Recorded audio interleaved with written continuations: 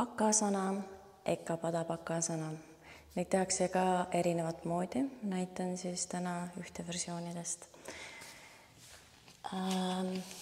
Siin tuuakse ka jalad hästi ülesse, siia. Näitan kohe ühe versiooni endast.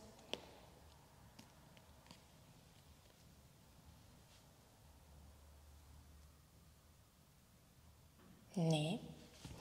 Aga et minna edasi ekkapada pakasanasse, kus ma toon ühe jala üles, ma tahan tuua oma põlved natukene allapoole, et mul tekiks liikumisvabadus.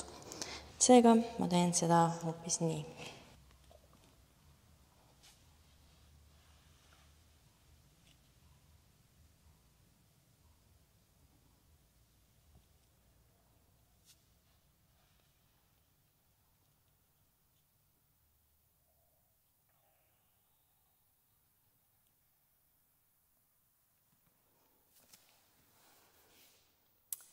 Pakasana, ekkapada pakasana.